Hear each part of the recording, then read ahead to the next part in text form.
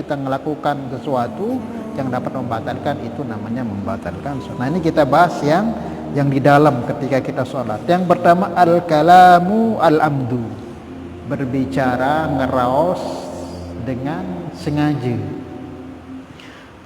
As-salihu lil khitabil adami sawa'un ta'allaqa bi maslahati sholati aula, yaitu berbicara dengan sengaja, baik yang berbicara dengan sengaja ini dikhitabkan kepada orang, ya, kepada temannya, kepada siapa yang di sampingnya atau imamnya.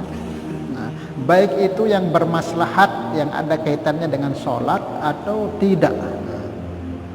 Nah, orang berbicara sengaja dengan orang-orang, baik di depan belakangnya atau imamnya. Kemudian baik itu untuk kemaslahatan sholat ataupun tidak, tetap sholatnya batal. Contohnya ada makmum di depan, kemudian imam di tengah-tengah baca surah, imam ini tidak bisa melanjutkan. Tabbat yada abi lahabim wa tabbat yada abi lahabim wa tabbat, itu muter. Tiba-tiba yang di depan ini nggak ada yang mau negur. Namanya orang mungkin yang di depannya dengan awam. Tiba-tiba nonton pojok, subhanallah. Subhanallah kali pojok. Nah, tatkala dia menegur imam tersebut tanpa dengan niat zikir, hanya negur tok, batal semuanya. Paham? Batal. Kecuali kalau diniatkan mengingat dan juga dia niat zikir, karena enggak boleh. Inna hadhihi sharah la tasluhu biha syai'un min kalamin nas. Nabi sabdakan, sesungguhnya di dalam salat tidak boleh, tidak dibenarkan ada ucapan-ucapan ngobrol dengan manusia, karena salat itu khusus dengan Allah, munajat kita dengan Allah. Kalau kita berhitab kepada orang, kalau si fulan tadi itu subhanallah hanya untuk negur tok, dalam hati nanti mudi maka dia belum jawab, dia terus subhanallah. Dan ada niat zikir, walaupun mungkin niat zikir itu ya agak belakangan, nggak apa-apa, di sana kan otomatis itu, ya udah niatkan zikir gitu. Nah, gue ini narak belas, pokoknya ngingetin doang subhanallah. Nah, ucapan yang seperti itu tanpa niat zikir, sholatnya jadi batal. Makanya ya ketika mendengar itu ya subhanallah, kadang kan refleks gitu, enggak apa-apa ketika kita ucapkan tuh ingat langsung niatan zikir. Nah, atau selepas kita ucapkan baru ingat, enggak apa-apa, niatkan sudah zikir tadi itu. Jangan nanti pas selesai sholat, sida tadi saya negur nu, nggih, sida niat tingkat ada zikir, ndek aku ngingetan doang, nah batal. Lagi selagi dia masih ada niat zikir ketika dalam keadaan sholat itu, dia negur tadi itu masih niat zikir, enggak apa-apa. Karena jarang sekali kita negur imam itu otomatis subhanallah langsung niat zikir, enggak. Refleks karena itu. Nah, tetapi kalau ketika sudah kira subhanallah, habis itu beringat ya niatan zikir. Misalnya ada orang di belakang subhanallah, habis sholat ditanya, sudah bro ingatan niatan zikir, nggih, oh sah. Nah, agak telatan. Nah, kau minta ketuan, sudah bro saya ingatan subhanallah, ndek ada niat zikir, ndek ingatan batal sembahyang. Paham deh? Nah, karena nggak boleh. Kenapa nggak batal? Karena zikir. Karena zikir itu, maka dia tidak jadi batal. Paham ya? Itu yang pertama. Termasuk di antara juga membaca doa bangsing ketika sholat. Saat kita sembahyang, mau salat berjamaah, mau salat sendiri atau salat berjamaah, batal. Allahu Akbar.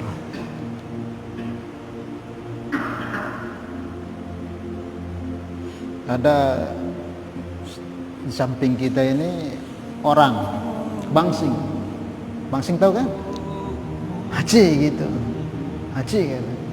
Kemudian orang ini katakan alhamdulillah, yang sholat ini yang kebasih alhamdulillah. Tiba-tiba yang sampingnya berdoa yarhamukallah, katanya. Dalam keadaan sholat ini yarhamukallah. Nah, ini hukum sholatnya batal. Nah, ini hati-hati ini. Kadang kita refleks gitu. Allahu Akbar. Kadang imam nu kebaksi. Dengan metem imam haji. Ara makmum kena yarhamukallah di ibadah. Karena apa? Khitabnya yarhamuka. Semoga kamu. Kan dia ngomong. Dia kan khitabnya kamu. Semoga kamu itu dapat rahmat Allah. Jadi ngomongnya ke orang itu. Mendoakan yang khitabnya langsung. Semoga engkau ini dirahmati Allah. Artinya kan yarhamukallah begitu. Maka supaya enggak batal gimana? Maka ulama menyebutkan ganti yanuknya itu, ganti domirnya itu. Yarhamuhullah katanya. Semoga Allah merahmatimu. Jadi Allah, kalau tadi kan dia langsung semoga kamu dirahmati Allah. Tapi kalau yarhamuhullah, semoga Allah merahmati kamu. Dia ngomongnya dengan Allah. Kalau itu dia langsung tadi. Paham ini ya? Kalau mana yarhamukallah, semoga kamu dirahmati Allah. Jadi Allahnya nomor 2. Tapi kalau yarhamuhullah, semoga Allah merahmati kamu. Dia mohon kepada Allah supaya ini dapat rahmat, itu enggak batal. Karena dia khitabnya kepada pada semana ketika kita doa kunut kan, Allahumma ighfir lil muslimin, ya Allah ampunilah orang-orang muslim. Sama juga kayak semoga Allah merahmati kamu. Tapi kalau semoga kamu mendapat rahmat, langsung ke dia kita ngomong, ya berarti kita dialog dengan makhluk namanya. Sementara Nabi sabdakan seperti tadi, la yasluhu fiha syai'un min kalamin nas. Paham ya? Nah, makanya gimana caranya? Ya ubah daripada lafaz domirnya itu yarhamuhullah, yarhamuhu Allah. Semoga Allah merahmatimu. Itulah bahasa Arab itu sedikit kata aja bisa beda makna. Iyyaka na'budu wa itu beda maknanya itu. Kalau enggak ditasdidkan itu iyyaka na'budu wa iyyaka nasta'in, beda. Nanti maknanya bisa berubah, jauh sekali berubahnya itu. Bukan menyembah Tuhan, berarti menyembah matahari jadinya. Sedikit saja dalam bahasa Arab itu kurang hurufnya atau tasdidnya itu bisa salah makna.